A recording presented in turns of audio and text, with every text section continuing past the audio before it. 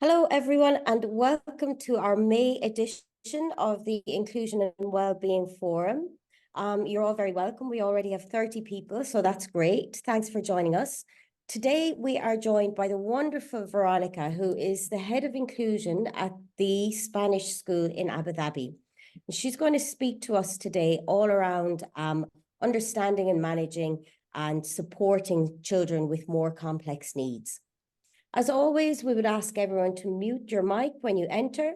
If you have any questions, please pop them in the chat and I'll help monitoring the chat.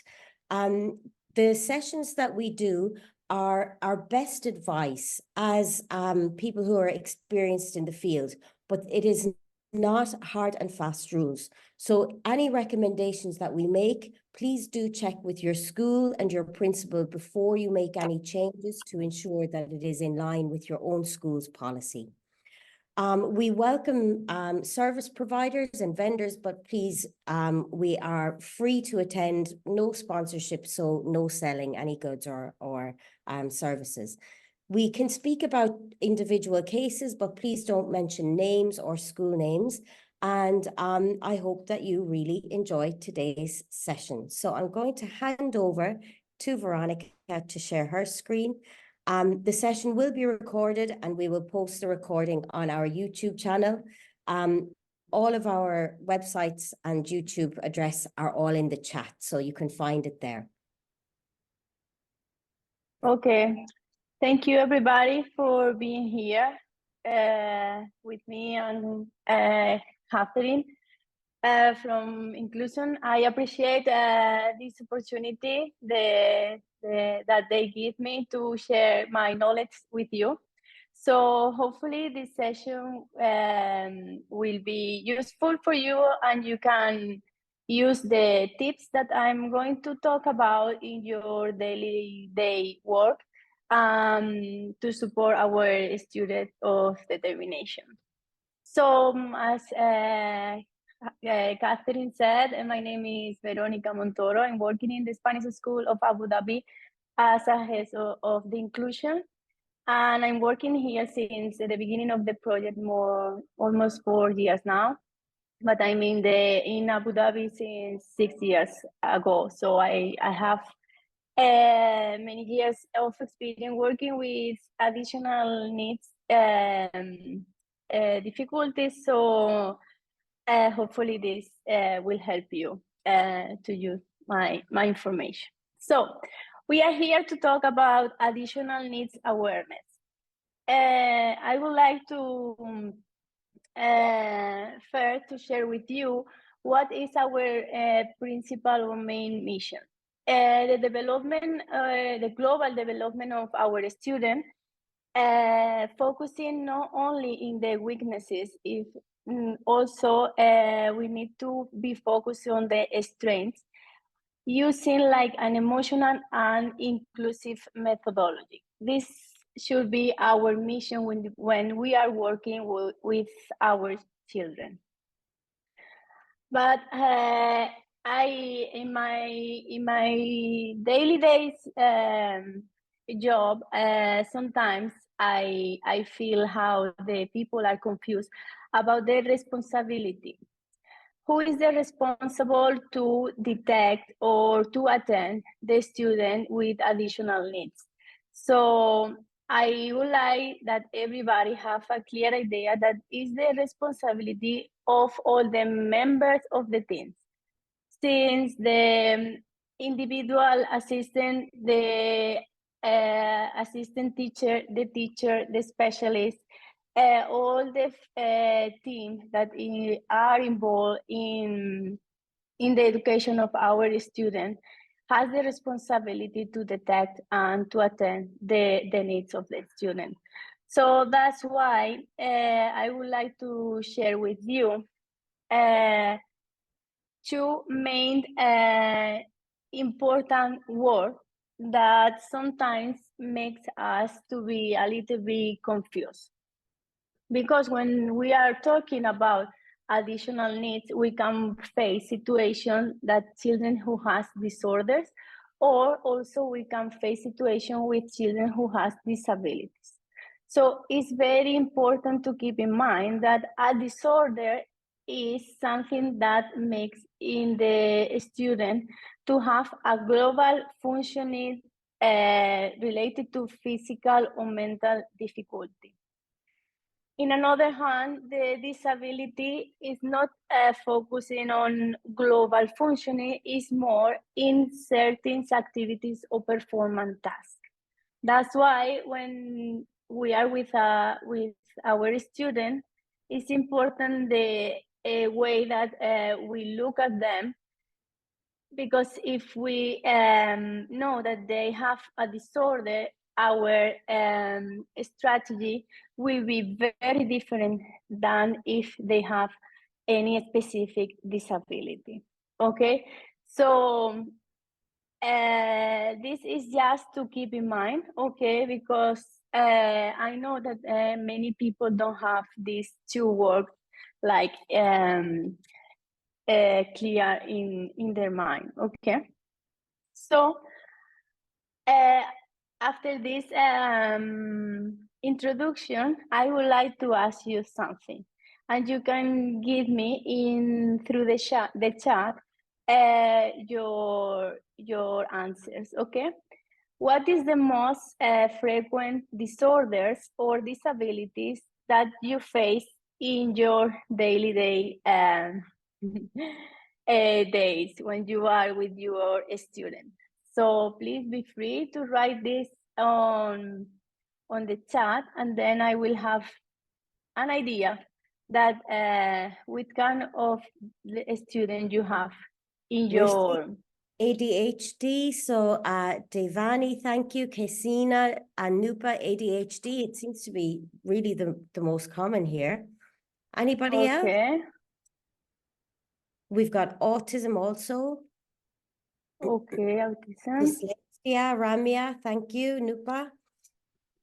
Autism. Autism, Mary Luz, Noreen, ASD, yes. Dyscalculia, Irene. It's one of not as commonly known. Precious, thank you. We've got speech and communication disorders. Communication. Okay. Very good. Thank you, everybody, for let us know what is the main disorders or disability that you find in the classroom every day. So, following your ideas, here I was texting also what are the main disorders that we have in our classroom every day. If it's true that the ADHD is one of the more common, following the dyslexia, cognitive functioning, also development disorder, autism, language disorder. Related with the behavior, we have oppositional defiant disorder also. Our gift and talent, for sure, we never can forget about them. Maybe some disability more specific related with audition or visual disabilities, and emotionally anxiety disorder. In my opinion, these are the most frequent disorders or disabilities in education. So from now until the end of the presentation, we will go one by one, because my main goal here is to give you some tips that how can you help them following the disorder or the disability that they have in your work when you are helping them, okay? So let's start for the development disorder, okay?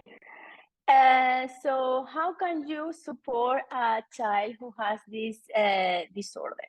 Developmental disorder is something that is in all the areas that the child has in her development. So the first thing that we can do with him is to work in the communication skill. not only in the receptive, also in the expressive language abilities. And the best way to do this is to provide him practical social communication. Related to this, we can work with him the social and emotional skills. And the most important thing is the exposition to the experience. The student must navigate in the social situation to build a positive relation with adults and with peers. Okay.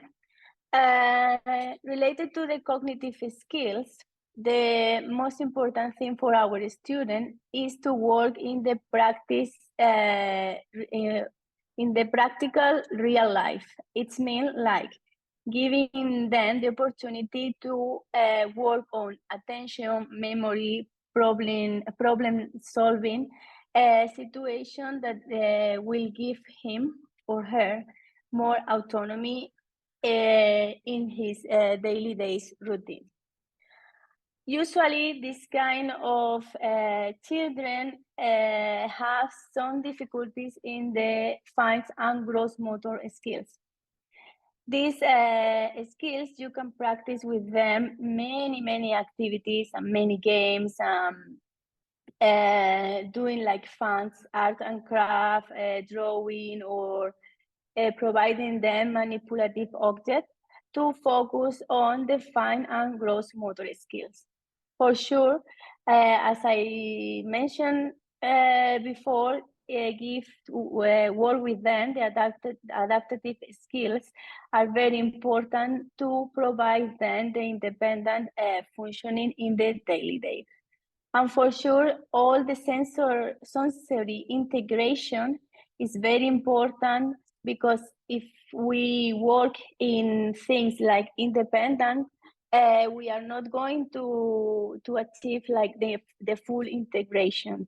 That's why focus make sensory integration will help them also to work in this global development. And with this kind of children, sometimes we have to face a challenge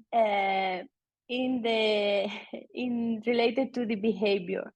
So we can use a proactive strategy like doing schedules or behavior contracts, reinforcement, like a positive system reinforcement, to provide them the security to manage their behavior when they need it. Okay, this is for developmental disorders. Next one is the ADHD. As you mentioned in the chat, this is one of the most frequent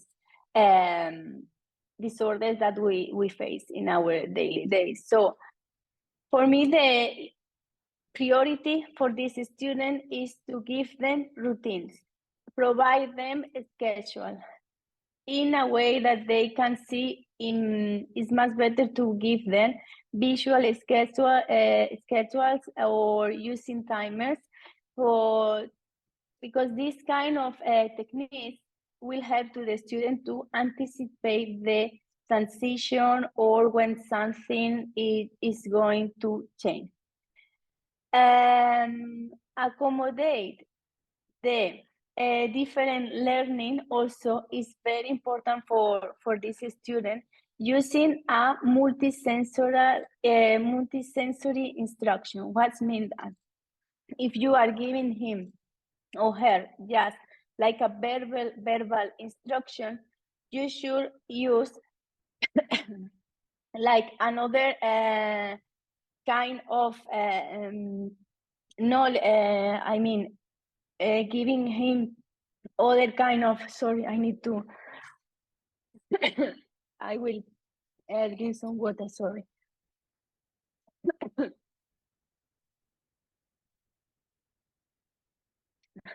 I'm so sorry. Bless you.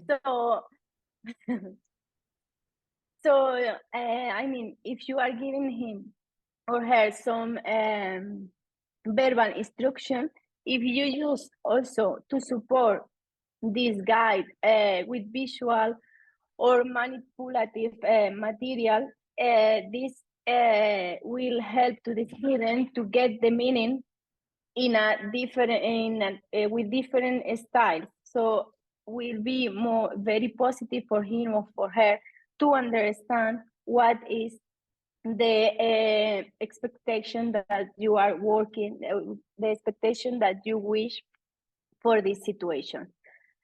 This is in line also to provide like clear and concise instruction. For example, you can give him like breakdown task or providing visual cues for this student to get more effectively the direction. This kind of students sometimes they have hyperactive behavior, you know, because they have extra energy in their bodies. So that's why it's very, very important offering flexibility in the movement during the lesson or during the activities that you are doing with him or with her, because it will allow them to regulate this extra energy that they have. Also, it's very important to provide them behavior management strategies like rewards or behavior charts to support them in this kind of self-regulation. If you follow these tips to support the student, all the achievement that you will plan for him or for her will be very very good organized, not only for academical achievement or also for behavior achievement, because this kind of student we can face both situations. Okay, so next one is dyslexia. Also, you mentioned in the chat that you find dyslexia in your classroom. So the dyslexia, the most important thing is work in the phonical awareness. These kind of activities are related with rhythm, with blending the sounds, syllable pattern, also the phonics, to teach them how the letters and the sound are matching, and how to use all these letters and sound in sentences to work in the fluency that will allow them to make a modeling reading. I always say, like, it's not comprehension. There are not comprehension if you don't have vocabulary enough. In my situation, I'm working in the Spanish school, so for us, it's very important to teach the student vocabulary knowledge, because this is essential for the reading comprehension and the development of the language. So if you have here in this country that we have many students that are bilingual or multilingual, you need to be focused and have this idea very clear, because sometimes they are not having a good comprehension, but because they have a lack of vocabulary. So if they don't have a comprehension in the reading, for sure they are not going to make any connection and any learning through the reading. So this is the way that we can support them in the reading comprehension. Related to the spelling or the grammar, we need to teach them how the rules are, the patterns for spelling and for the grammar.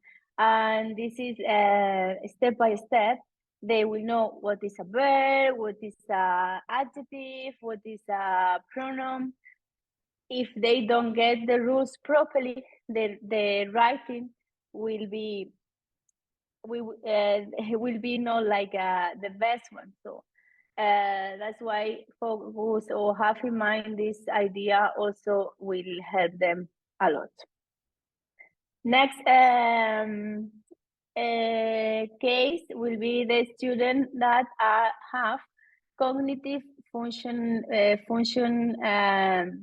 disorder. This kind of children has any or face some difficulties in metacognitive skills, attention and concentration, memory skill, executive functioning skill, or problem solving or critical thinking. So to work on these skills, we have to go one by one, making like a good plan to allow the child to use by practicing this skill during the activities that they can do during the daily day.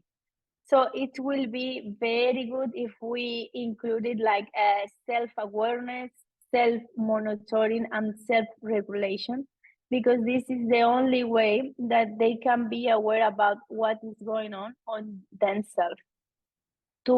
And then in this way they can arrange by themselves the mistake that they are taking. So regarding concentration, attention and concentration, one more time, the visual support is the more effective technique. Providing them breaking tasks to allow them to go step by step in the activities. Memory skills, so there are many games using manipulative material, even using the technology that we have now, no? To practice with them this memory skill, not only the short memory skill, also the long memory skill. And one of my favorite activities that when I'm doing with them is the executive functional skill, because this kind of skill will allow them to planning, to organize, and to manage the task. If we don't teach them a good executive functional skill, when they are growing, they are not going to be able to face some tasks that will require to make this kind of plans. And also daily the problem solving and the critical thinking must be one of the skills that we need to teach them since they are in kindergarten until they are in primary, you know, and obviously when they are bigger. But we need to start this kind of skill since they are very, very small, because they can practice for the adult life, because it will be required. Autism spectrum disorder is one of the most common disorders that we can find here in our classroom. For sure, we need to use with them communication skills, social skills, sensory integration, executive functional skill, flexibility and adaptability.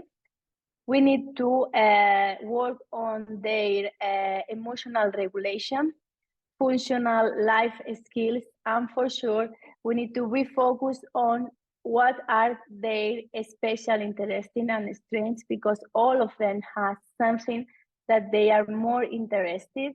So this will be the motivation for them and we need to use this kind of motivation to work on all the areas that they need to work on. Related to the disabilities, in our classroom, we can find auditory disability or visual disability. It depends of our student, the kind of disability that they have, what kind of adaptation they will need. In this case, if they have auditory disability, for sure we will need to support them, providing them more visual support or giving them writing instruction. And thanks to our the technology that we have, we will find a lot of tools and a lot of resources to engage them in this learning accessibility. Also, it's very important the setting, where is their space in the classroom or when they are outside, to avoid these noises, or to give them more direct access to the teacher or the sound of the screen, or this kind of noise that are around. One thing that I always recommend is using sign language or gestures, because at the same time that you are talking, if you use your hands or you use your face, it will be support them to understand what is the message that you want to provide them. This is related to the auditory. Now, the visual disability is similar to the auditory, of course, but this is more focused on visual. So instead of giving them extra tools for auditory, here we will give them resources, or we will provide them more tools that can use, for example, with manipulative or with tactile materials. This kind of student also need to be like sitting in a preferred area in the school, and we need to be very careful with the layout of our classroom, because it must be very well organized to allow them to have a free mobility through the facilities or around the school, to the toilet, to the canteen or auditorium, the different areas at the school. Related to the language disorder, when we face a language disorder, we can help them, giving them clear and concise language, visual support, one more time, giving them like predictable routines, using multisensory techniques, and also giving them like positive reinforcement and engage always, because the students that have language disorder, usually they don't have like a strong confidence. So if they don't have this skill, they don't feel like they can do it, it will be very hard for us to work on all these disorders to support them. So one of the most focused things, the most important point that we need to be aware about this is their confidence to work on that. The one that is more affect to the behavior is the oppositional disorder, okay? And for this kind of students, they need to be clear expectation and clear rules that what are the consequences for breaking the rules, rewarding them when they are doing well or when they have a good behaviors. One technique that works very good with them is doing like this kind of contract or points where in the chart points in the classroom, because we are focused on the good behavior, on the good manners that they have to do. And in this situation, also it's very important to work in coordination with the families, because the family and the school must do work in the same line to have the same reaction when the students have bad behavior, or they face a difficult situation where the emotion or the feelings are not well, they don't have a good management of them. Okay, and I don't want to finish the workshop without talking about the gift and talent, because sometimes we forgot about our lovely gift and talent students, and it's very, very important to provide them the opportunity to work on their creative problem solving and critical thinking, because they have extra potential, they have extra ability to work on that. So also following the new regulation of ADEC, giving them the advanced learning plan is very good to provide them this kind of plan, because we can arrange for them extra objects, and we can give them accommodation to develop these special skills or these gift, no, that they have, maybe in science, maybe in art, maybe in math. So it's very important to support them also. And the weak area about the gift and talent student is the social and emotional area. That's why sometimes we need to support them in these skills, because they face some difficulties when they have interactions with the peers, or maybe sometimes even they don't feel well with themselves. Okay, and very quickly, and this is the last one, because I know that I'm out of time. So is the anxiety disorder. The anxiety disorder I would like to explain here, because daily day we are facing more cases. So I think that maybe the society are pushing us, no, to go fast every day in our daily day. So our children also are taking these struggles. So we find some anxiety disorder in our classroom.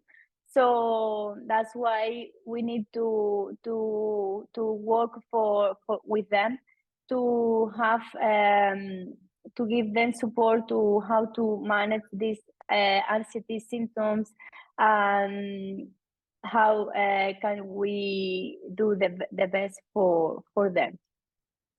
And that's all. And also I will share the presentation if we have, Catherine, because we don't have time now, but I would like you to go to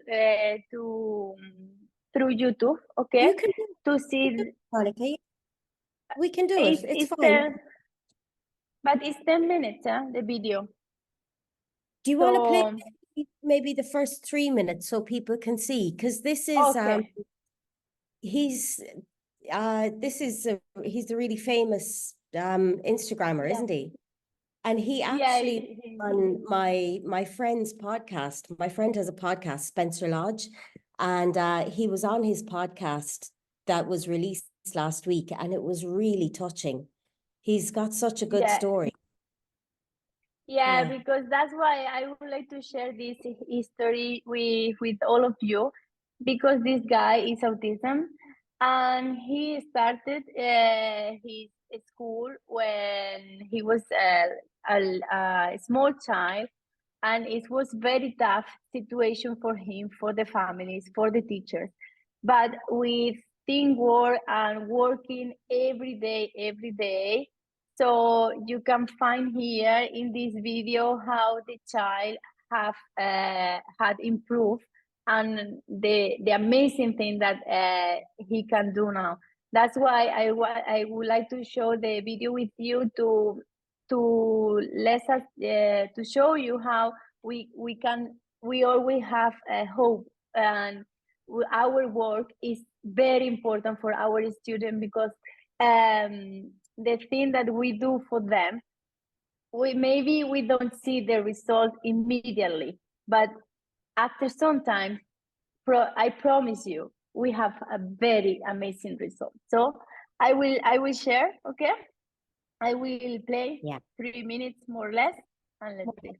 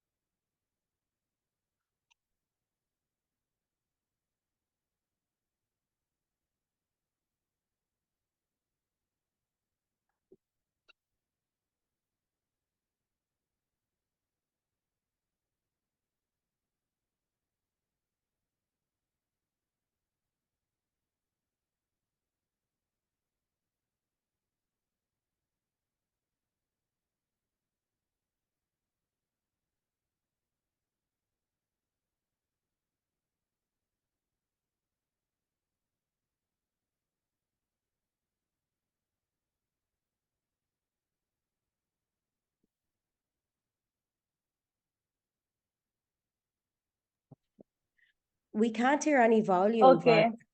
but it's okay. We can see the video. Sorry.